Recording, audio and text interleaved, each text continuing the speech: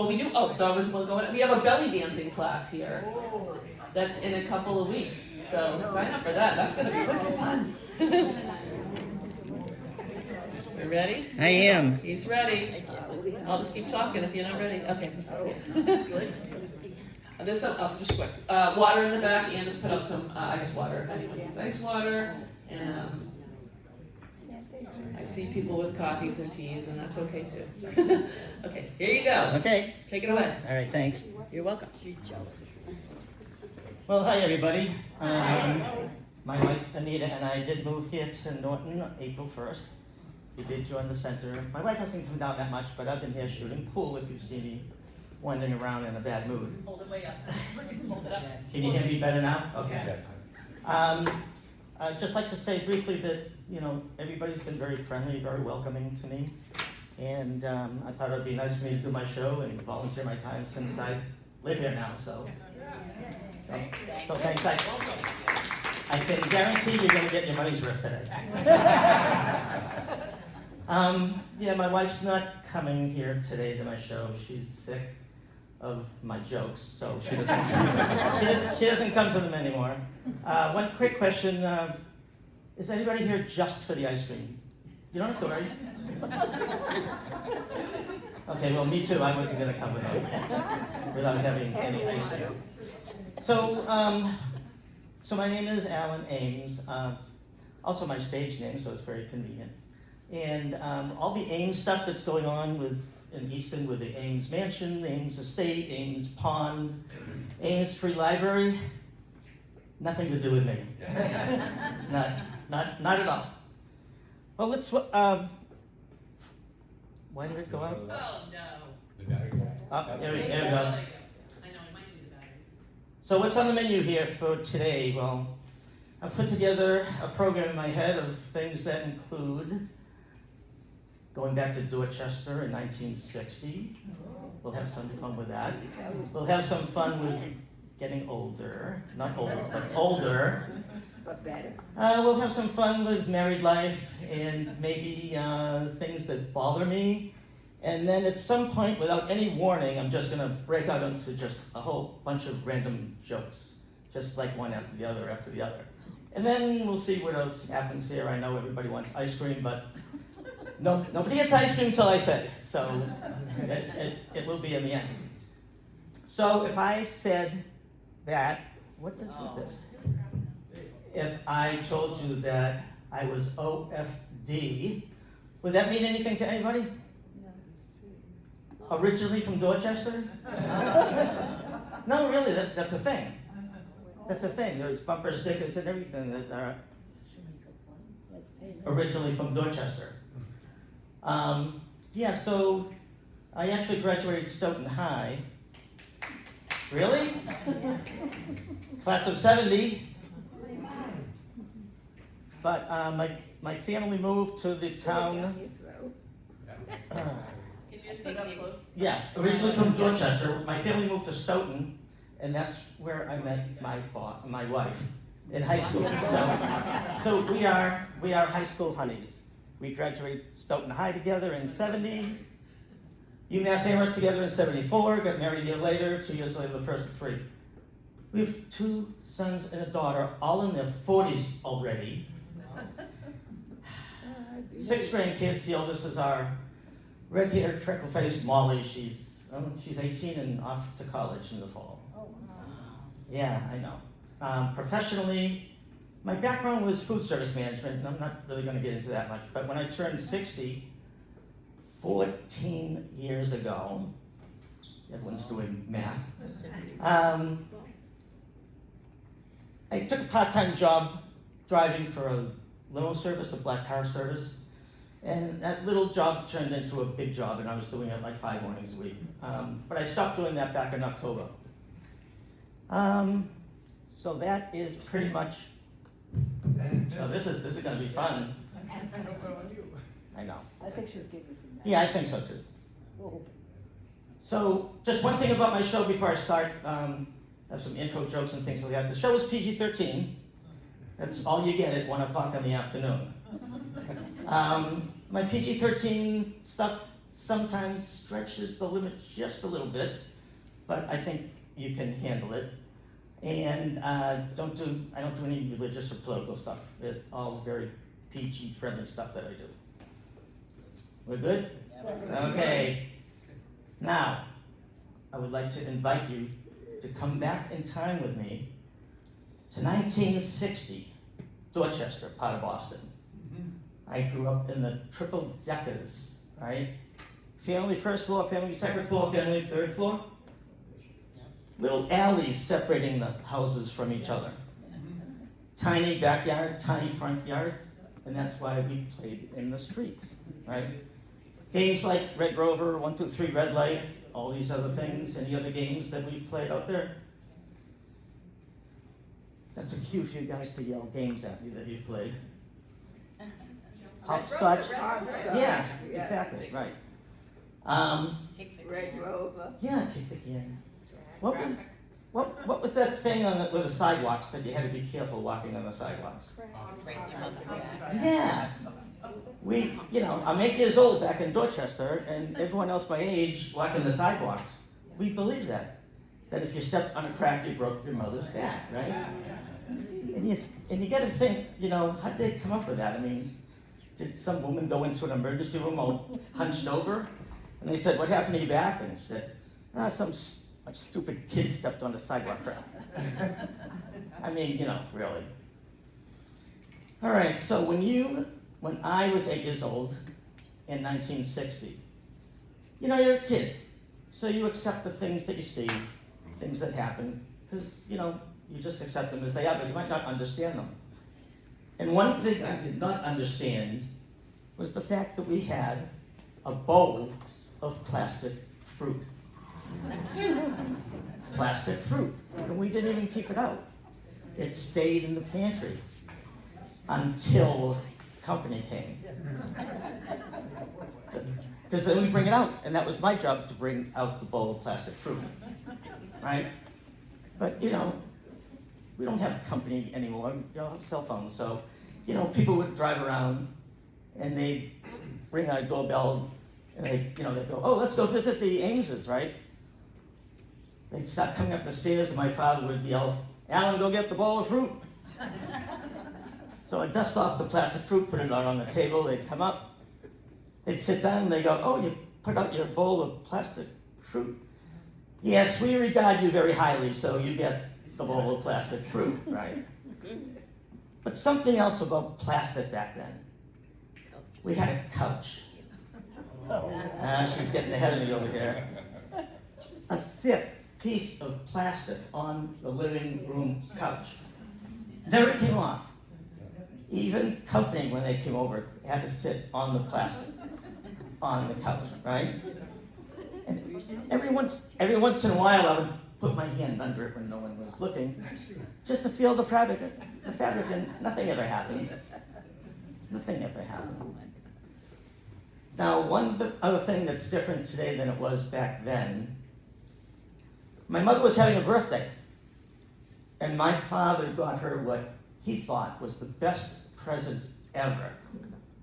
He got her a vacuum cleaner. If I ever got my wife a vacuum cleaner for a birthday, the cause of death on the coroner's report would be death by strangulation by an electrical cord, right? So anyway, my mother, this poor woman, she worked in downtown Boston at Post Office Square. She was a dictaphone operator, which meant that her bosses would record into a device, and then she would listen to it later and type whatever they said. And she had to take a bus and a train in, and then a train and a bus back. So on the day of her birthday, she's on her way home. She's coming up the stairs. We have the vacuum cleaner right near the front door, all plugged in. She opens the door, we yell, "Happy birthday," and we turn the vacuum on.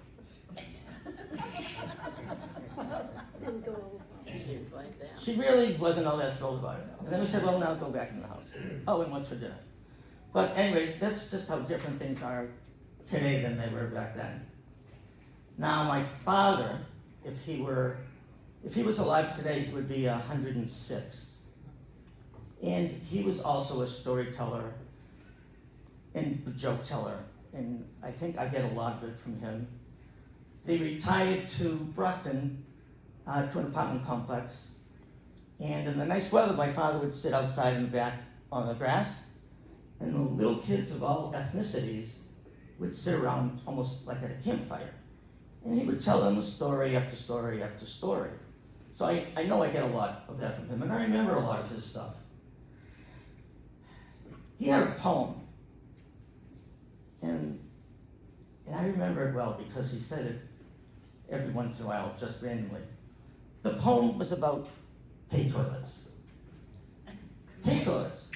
Because growing up in Boston, there were pay toilets, at bus stations, public places, retail stores, and you needed like a dime or something, right? If you needed to use the stall. And what we used to do is we used to slip the dime in our shoe. What was that shoe called? See, I knew you guys would know that.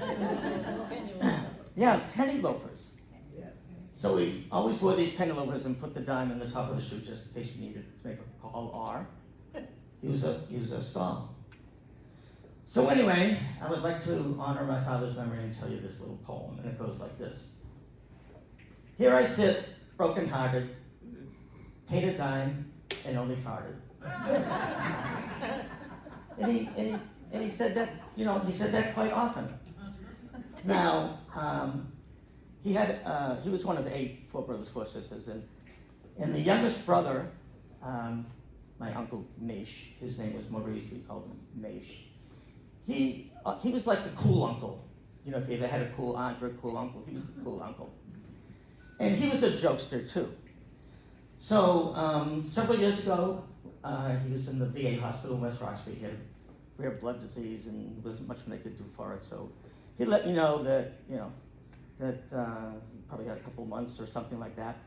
But he was lucid right until the end.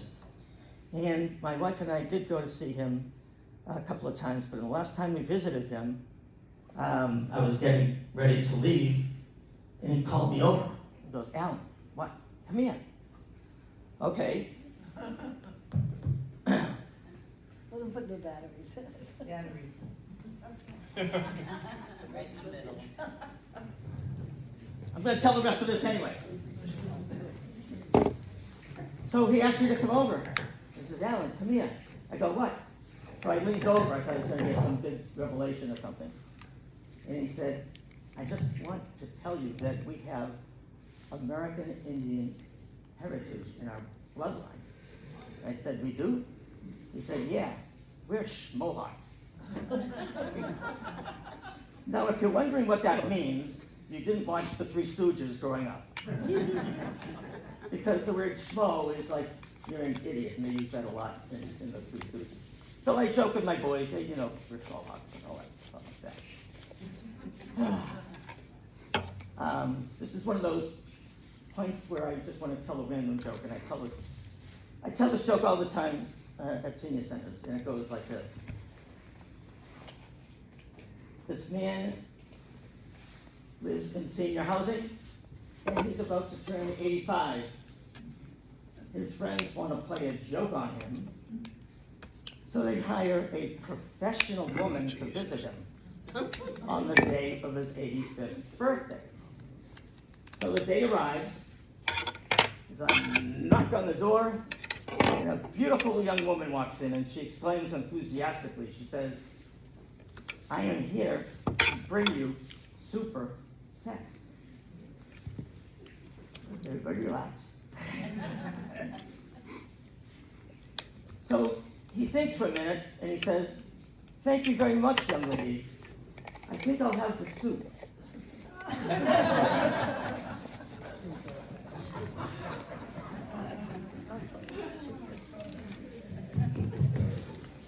Hopefully that'll work.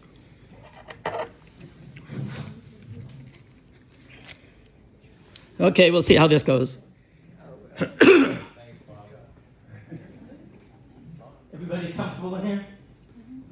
And it feels a bit short and chubby in here, or is it just me? Oh, so I see what kind of jokes you're gonna laugh at. All right. Let's see. I am going to ask you a bunch of questions now. You ready? Do you remember Encyclopedia Britannicus? Yeah. Do you remember the Sears catalog? Yeah. Do you remember S&H ring stamps? Yeah. We're old. Do you? Yes, yes. Four seasons, well. Yeah. My kids Do you remember taking your film to a photomat? Yeah. Do you have a box of old black and white photos from generations ago? Yes. You don't know a lot of people, right? Right? Let's see who the tough people are here. Did you ever get sea monkeys? Yes. Right? They dry little things, you put them in water and they come to life, and then you put a penny in the water and watch them all die? Because of the copper. Did you ever use a magnifying glass to burn ants? Yes. Anybody? You did? Yes. Okay, so the people that are sitting near this guy, you should move. He's gonna snap any minute now. All right, so if in fact you answered yes to any of those, or most of them, and I know everyone here said yes to some of those, congratulations, you are a senior citizen. So what? We're here. Yeah, we got older. Things happened. Things changed. You know, our bodies changed, our health changed, perhaps our perspective on life changed. You did a good job with it, huh? Yeah. You know, things happen. Your conversations when you go out to eat with friends is all about the medications you take and all that kind of stuff. Right? You play the pill game. Oh, can you identify this? You know, all that stuff. The worst thing you can do when you go out to eat with friends or something, don't say, how are you? Don't. Because that will just start the conversation, everything around your medicines and your procedures, and you can forget about any normal conversation except everything that everybody's gonna have and all like that. So, you know, speaking for myself, I have a few things that I've been dealing with. I know, and this isn't a big deal, but I know that at some point I'm gonna need a hearing aid. I know it. I've had a hearing test. I'm right on the borderline of needing a hearing aid and not needing a hearing aid. And my wife is always telling me, go, your hearing's getting worse. And you know, us guys, we're stubborn, right? So anyway, but here's an example of what my hearing is doing to me now. We were watching the news one night on TV. We're kind of watching the news and playing on our phone. That's what we do now. And I could have sworn I heard the newscaster say something about a woman getting shot in her anus.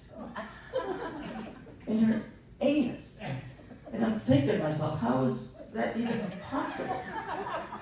Was she tying her shoe or something? So I said to Anita, my wife, I said, did you hear that? How does that woman get shot in her anus? And my wife said so lovingly, you're an idiot. And she goes shot in the hyenas.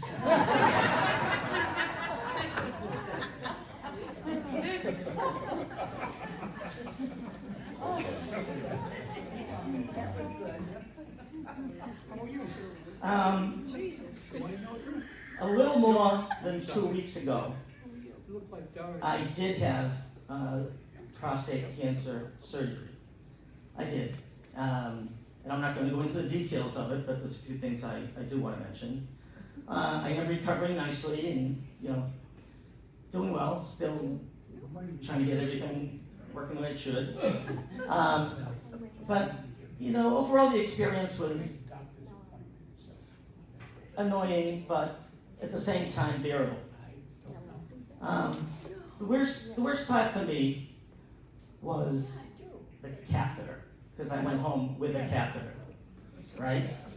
And I had to have this catheter for like a week. There's a lot of guys shaking their heads like, yeah, you know.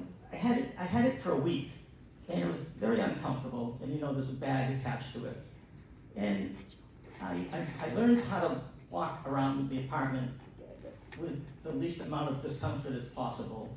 It's like waddling like a penguin, right? Holding the bag. That's exactly what it was like for me. In fact, as I was doing this in the apartment, I could hear Morgan Freeman in my head narrating, like in March of the Penguins.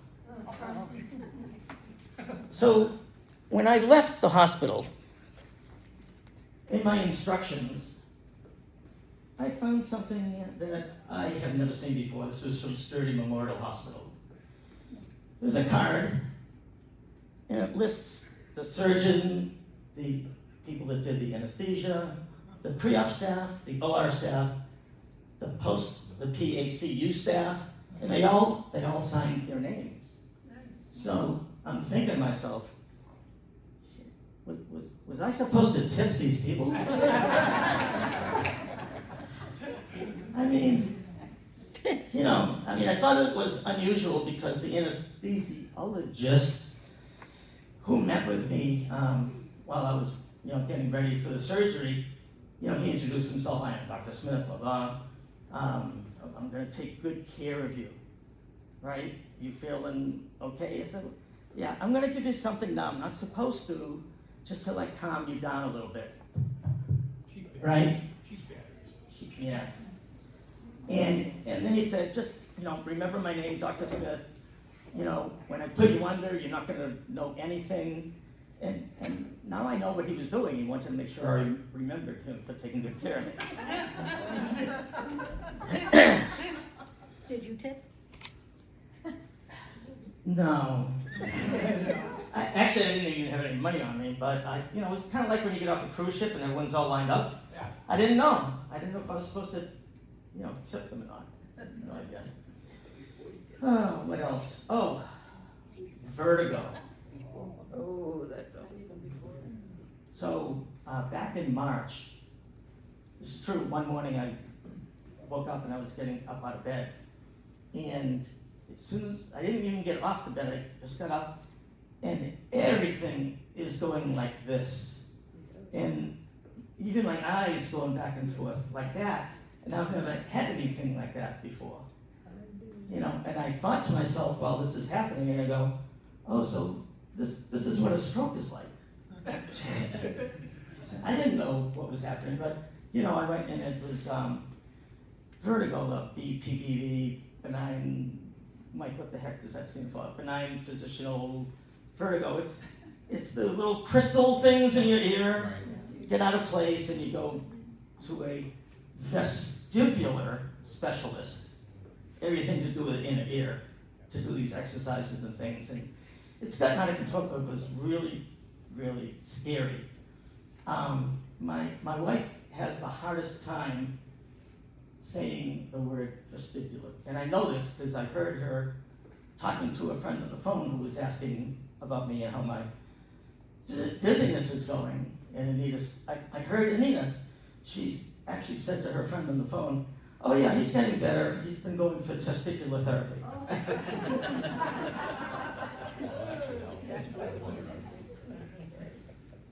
If that was the case, I'd be going every day, not just once a week. So, enough about that. So I read recently that sharks kill fewer people than vending machines. I read that. I didn't know vending machines could swim. I had no idea they could swim. Can you imagine in the movie Jaws with Sheriff Brody there seeing a vending machine and going, we're going to need more quarters? I don't know how that would work. Two lifelong drinking buddies from Southie. One of them's in the hospital, kind of serious, says to his friend, Johnny, if I die, do me a favor, pour a bottle of my favorite Irish whiskey over my grave. His friend goes, sure, I'll do that, but would you mind if I drained it from your kidneys first?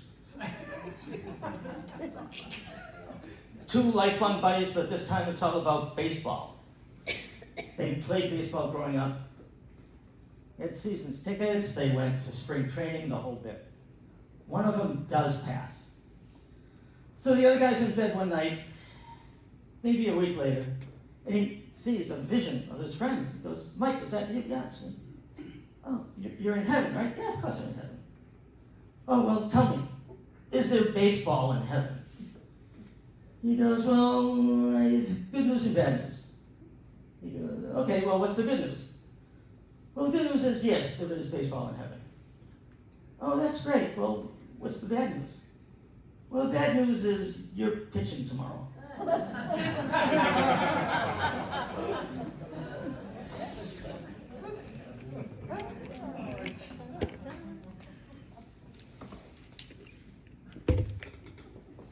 You remember John Kerry, former senator. I'm not doing any political stuff here, so don't worry. Ran for president, Vietnam War, the whole bit. You know who he married, right?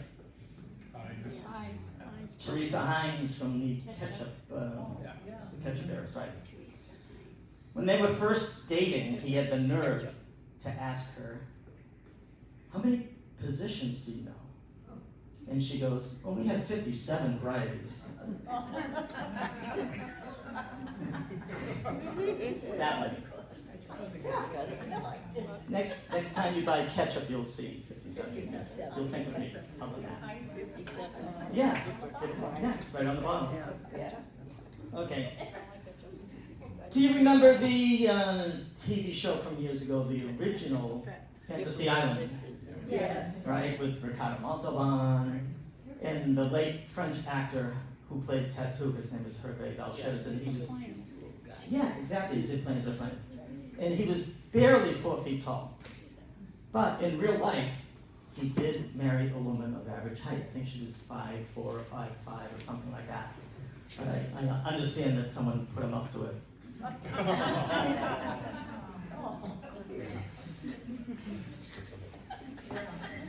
So we needed numbers for our mailbox recently.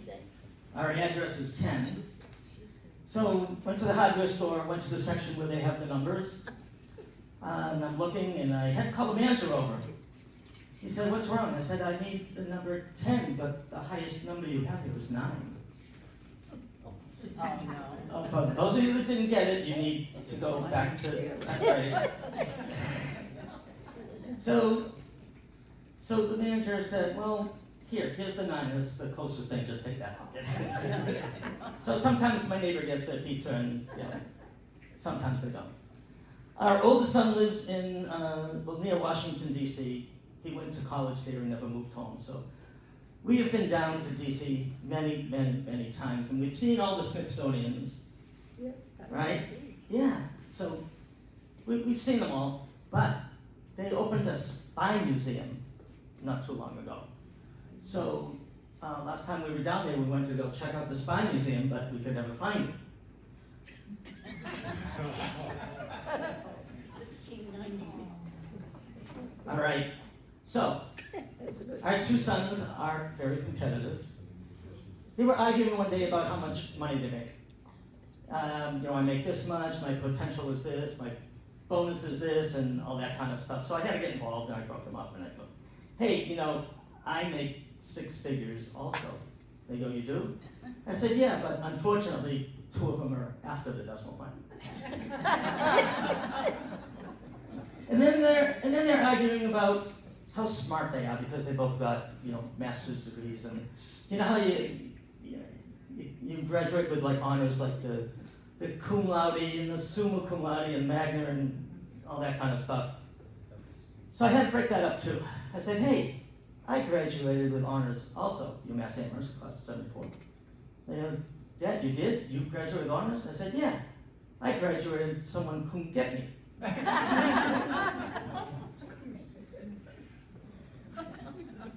Remember the old A&P supermarket chain? Yeah. Yeah. So they're gone now, but years ago, they had an opportunity to merge with Stop and Shop. And I wish they had, because then they would have been called Stop and pee. Stop and Pee. Thank you very much. I knew that was coming. It's a whole joke.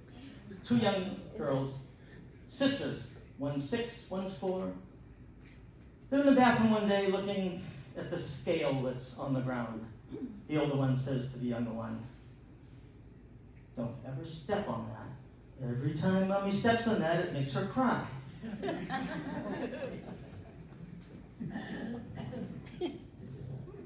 Oh, let's see, what else? In the kitchen the other day, my wife and I say some weird things to each other. She has to put up with me. So she says, "Ellen, are you going to do the dishwasher?" I said, "Yes, but don't tell the refrigerator."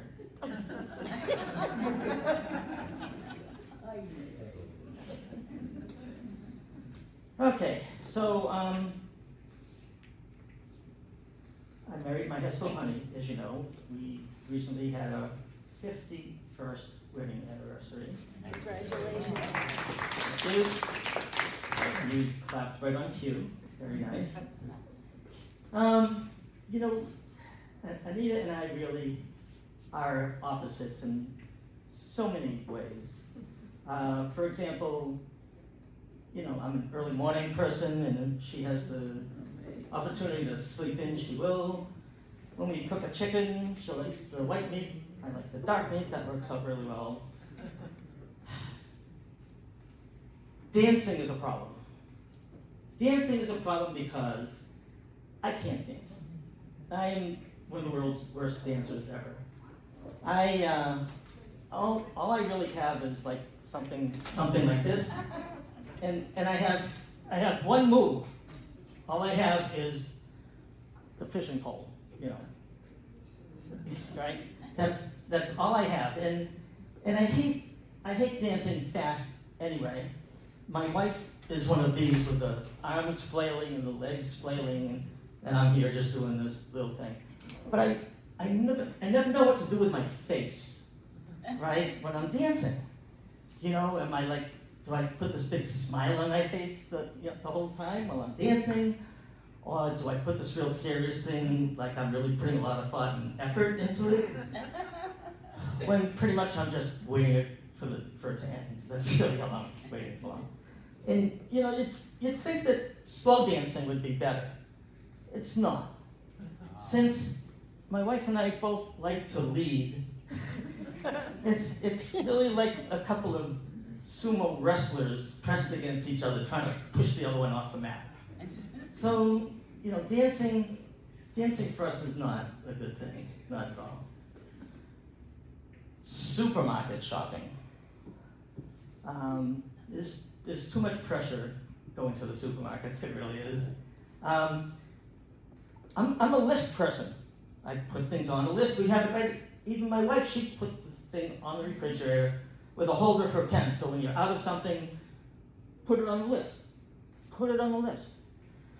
So when she comes with me, which I don't like her to, because she goes through the aisles and it's like she's on the TV show, Supermarket Sweepstakes. Just throwing stuff in there, one thing after another. And I'm a list person, I really am. And during COVID, you know how they had the arrows on the aisles and you had to go up an aisle and down. So my wife has always been, well, for the most part, has always been in early childhood education, a nursery school teacher for many years. Now she's a substitute teacher for elementary schools in Sharon. And, you know, so she goes by the rules and she expects everyone else to go by the rules. No, really. If we you know, are going into the supermarket and someone's parked in a handicap spot and they don't have a placard, she puts a note on their windshield. That's who my wife is. She does that. Okay? So, yeah. So, you know, if we're going up an aisle and someone's coming down the up aisle, and that happened more than once, she would approach them and she would guilt them into turning around and going the other way. And it's really very stressful. Now, I was doing something that irritated her, but I thought it was funny. If we were going across the top of the aisles, and I wanted to go down an aisle that was an up aisle, easy enough. Just take the cart and make believe you're walking backwards. Yeah. People would think that you forgot something and you're just going down that way. She did not like that much at all. She did not. But supermarket shopping. So I'm not embarrassed to tell you this, but some of our, and I'll get back to the supermarket. Some of our worst fights happened during COVID. And these fights weren't about money. They weren't about being around each other all the time. Our worst fights were about the correct way to do a jigsaw puzzle. They were, because we could agree on the outline, but as far as the inside, she liked working on an area, and I liked looking at each piece and putting it down. And in those fights, she would fling pieces at me like a ninja, and those things hurt. They really did. But shopping without her, you'd think would be less stressful.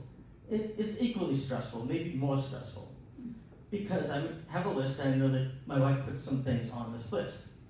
And if I look at the shelf for something specific, let's use the ketchup. So, say I'm looking for Heinz ketchup, the squeeze bottle, and it's not there. I can't just go home and say they didn't have any. It's not good enough. It's not good enough. Because she'll ask, did you ask somebody? Even that's not good enough, right? All right, so you asked somebody. Did you ask them to go out back and check to see if there was any?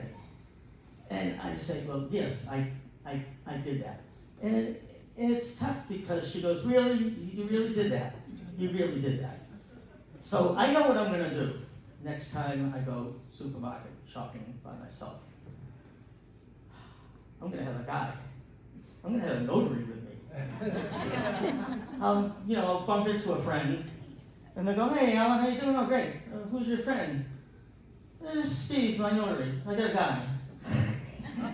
Just in case, he can notarize the fact that I asked, they checked out back, and they don't have it. So I think that's the only way I'm going to get around that as far as supermarket shopping. Oh, what else? There are things that bother me. There's quite a few things that bother me, actually. And I feel so strongly about these things. I'm going to share some of these things with you. So things that bother me could be anything from things that people say, could be TV commercials, could be road signs, or it could be almost anything as far as things that bother me. So let's start with things that people say. Ever been to like a retirement party or something, and they ask the person that's being honored at the party, say something, say something, and the person gets up there and says, I'm speechless, and then they give a speech. If you get up there and you say you're speechless, then sit down, you're done, right? And it's the same thing with, I'm at a loss for words. Well, you're not, because I know what words sound like, and a bunch of them just came out of your mouth. So again, go sit down. Another thing that bothers me is this thing where people say something, and then they go, I'm not gonna lie. Okay, well, thanks for that. I was listening to the traffic report the other day, and the traffic person said, the Mass Pike eastbound is moving along just fine. I'm not going to lie. So does that mean that everything else is a lie? I mean, you need to be telling us the truth. Anyway, I can't stand that. And the last thing is people who pronounce the letter T in the word often. It's not often, It's often. We're not in England. It's not like, oh, how often do you go fox hunting? Oh, I go fox hunting quite often. No. No. No. And I'm going to tell you why it's often. Because, say you're doing laundry and you put detergent in, right? What do you put in afterwards to make everything nice and fluffy? And don't anybody say softener. Softener, right? Softener, right. So that's why I can't stand people use the T when they say the word often. Commercials. Charlie the Tuna. The Charlie the Tuna commercials, they've been around for decades. In fact, the little slogans and everything that go along with the Charlie the Tuna, advertising campaign, they've actually become part of American, pop culture. Like it's, sorry Charlie, we only want tuna to taste good, but not have good taste or something like that. And what does Charlie the Tuna do during those commercials? Wears the beret and the thick, glasses, because Charlie the Tuna wants to look cool, and he's hoping that they catch him, and he can. Anybody ever tell Charlie the Tuna what happens when he gets caught? He's going to get chopped up into about 800 little pieces. These 800 little pieces are going to go in a little can that's going to get opened up at some point, mixed with mayonnaise, spread between two pieces of bread, thrown into a brown paper bag, and some chubby little kid in Dorchester is going to take it to school every day, like I did. That is what's going to happen. I mean, can you imagine, fishermen bringing up their net and a whole bunch of tuna, and hey, look, that tuna has a beret and it's very glasses. I think we just caught Charlie the Tuna, right? And he doesn't look too happy, So I don't understand why that advertising campaign has been so successful all these years. All these years. Pepto-Bismol. Why don't I like Pepto-Bismol commercials? Because they sing the word diarrhea. The diarrhea should not be part of a song ever, right? Right? It goes nausea, heartburn, indigestion, upset stomach. Right? Yeah, they sing it. They sing it. And it's like you're watching the commercial, go, oh, maybe we should do that. I don't know why they make it like it's such a fun thing. Last thing on the commercials, the Lume commercials bother me. The whole body deodorants, and now everyone's coming out with them. And one of the slogans that Lume uses with that blonde woman that's a doctor, they even have a little slogan, like it's for kids, privates, and beyond. Okay, what is beyond privates? Really, what? What is the? So a few examples, like I used to work at Gino's years ago, and this is similar. And the slogan was pizza, pasta, and more. So you knew that there was other food things, right? The animated movie, the Toy Story, right? With the Buzz Lightyear, when he flies up into the air, what does he say? To infinity and beyond, right? So it meant he was going further into space. So I'm talking to Anita, my wife, I can't stand it because what is his private and beyond? What is beyond? So my wife hardly ever tells a joke. So she said to me, semi-private. So she wanted me to tell her if her little joke worked. And I was like, yeah, it was all right. Oh, road signs. If you are traveling north on Interstate 95 from New York into Connecticut, there's actually a side, Interstate 95, coming up northbound. from Connecticut, about 30, 40 miles up, there's actually a sign that says, correctional facility, no stopping. Is this a problem? Is this a problem? Are people traveling up Interstate 95 in Connecticut at 65 miles an hour, pulling over to pick up hitchhikers wearing orange uniforms? Is this happening so much that they had to put up a sign? The sign is really there. It really is, right? So, can you imagine there's a couple of convicts, and they're going, yeah, so we're going to break out, we'll run through the trees, we'll get to the edge of the highway, and the other guy goes, can't do that anymore, they put up a sign. No one's going to stop anymore. There's a big light here, up, where TJ Maxx is and all that stuff like that. So, you can go there and just get that nice rotisserie chicken for $6 or whatever it is, right? So I went there one afternoon and it was really busy.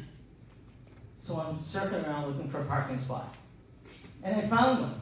I started to pull in, and this is exactly what the sign at Big Y parking lot says. And you can check it out when you go there.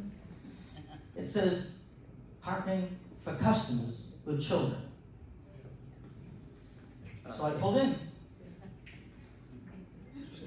I get out. This woman yells at me, where are your children? Well, our oldest son lives near D.C. Our daughter lives in Easton. How about yourself?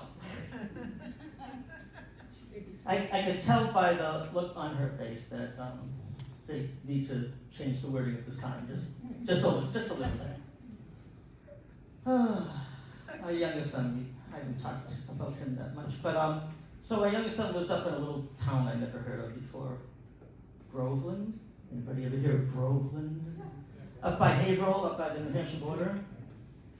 So he lives up there because he married a North Shore girl. And we're South Shore people. Now, correct me if I'm wrong, but Norton is South Shore, isn't it? Yeah. Oh, and I've been meaning to ask everybody, do I tell people I am a Nortonite, or what are we? Nortonite? You all look confused. we're Nortonites, I guess.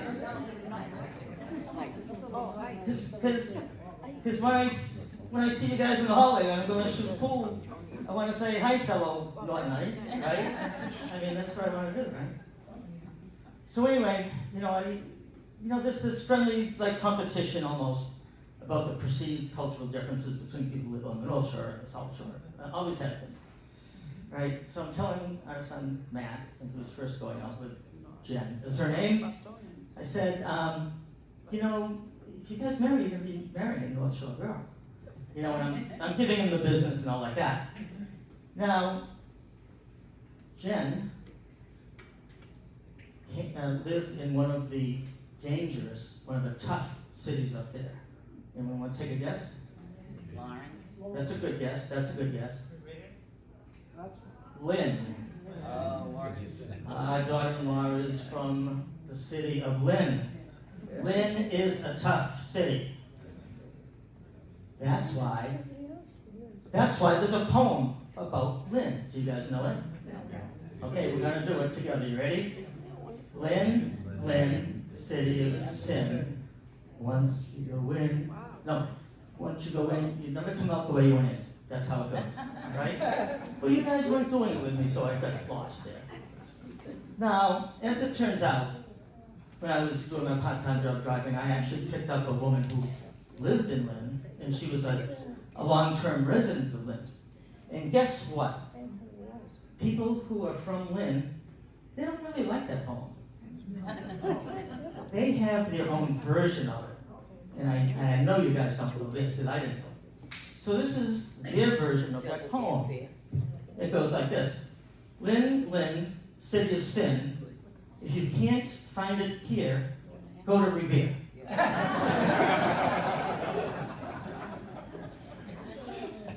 that is their version of the poem.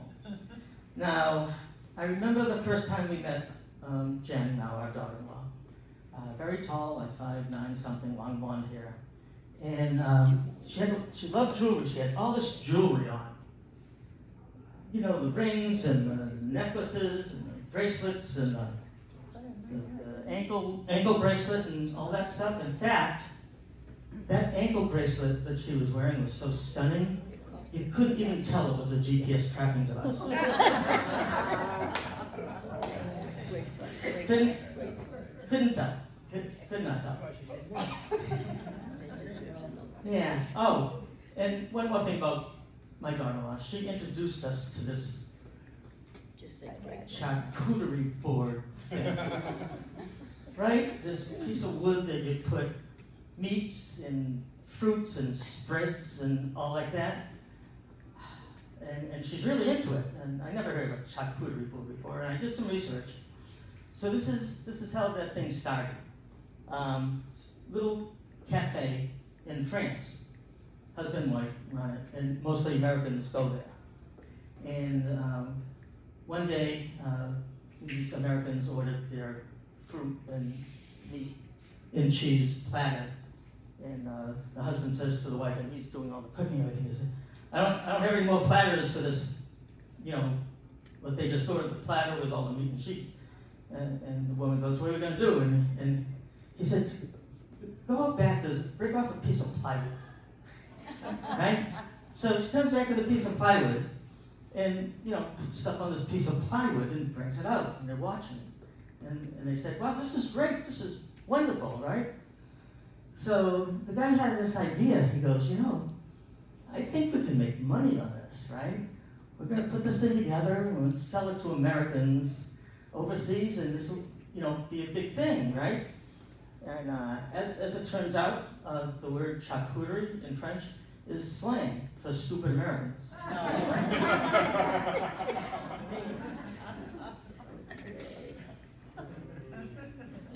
Well, I want ice cream, Shirley. I just want to talk about a couple of things real quick. So yes, I do travel around doing my show.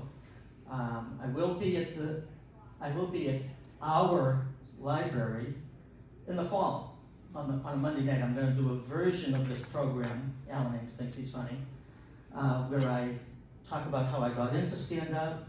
I'll do excerpts from my routines, and I'll talk about how I put my jokes together and routines together. I'll do Q&A. So we don't have a date yet, but if you see it advertised anywhere, that is me. And it's still a comedy show, but it's informational as well as entertaining and humor. So I did that at the Foxborough Public Library, and it was well received. So I'm going to do it here in Norton, again at no charge because I live here. All right. A week from today, I'm going to be bringing my show down to Silver Spring, Maryland. Wow. I know, that sounds impressive, but our son lives down there. So, you know, when we go down, you know, I do my show at this huge senior center. It's like Montgomery County. And I've done it twice so far, you know, a year apart. So this will be the third year in a row I'm bringing my show down. And it's wonderful. There's over 100 people come because it's a county senior center. I'll be at the senior center in Needham in August. I'll be in Taunton at Christmas time doing some kind of a holiday show. I'll be in Milford. Oh, and I'll be at Laconia when we go up to the Wales on vacation. I do my show up there for the seniors, so that'll be my third time up there as well. What else? Oh, so at the end of my show, I'm almost done here. 2 minutes. The ice cream's melting. I get it. All right, fine. All right. So at the end of my show, I know some people want to come up and tell me their jokes. It happens all the time, right? And I have fun with people, but I'm going to hang around. So, you know, if you have a good joke, I'll listen to it. But I can't focus while I'm wrapping up my show and saying bye to everybody. But you know, I had this one experience with this woman that came up to me, and she wanted to give me a $5 bill. She said, "Here, go, you know, get a cup of coffee," right? I said, no, I don't want your money. She said, yeah, no, take it. No, I don't want it. She puts it in my front right pocket. She did. But after about 5 seconds, her hand is still in my pocket. So I asked her, I said, what are you doing? She goes, I'm looking for change. So I said, take your time. Yeah, I know, really. And then one guy asked me after, he says, Did you find the change? I have so many answers to that I can't do in a PG-13 show. So another guy came up to me and he asked me, he said, are you Swedish? No, I'm not Swedish. He wanted to tell me a Swedish joke. Is there even such a thing? I mean, I don't know. And one other thing, and then I have some advice for everybody that I share with you. But there's this one thing I wanted to tell you where I don't assume anything anymore. Like if a woman is pregnant, you know, us guys, we don't say nothing, right? When is your due date? You know, if it's wait, nothing. Unless the baby is crowning, I'm not going to say anything, right? Not a word, right? But I had to pick up a business person at the Renaissance Hotel. 1 minute down in Providence, early one morning, and the person's name was something Goldstein, right? So I'm in the lobby of the Renaissance Hotel. It's like 5 in the morning, and an African American man gets off of the elevator, 3-piece suit, briefcase, you know, definitely a businessman coming off, and I don't assume anything anymore. So I asked him, I said, excuse me, are you Mr. Goldstein? He goes, do I look like a Mr. Goldstein?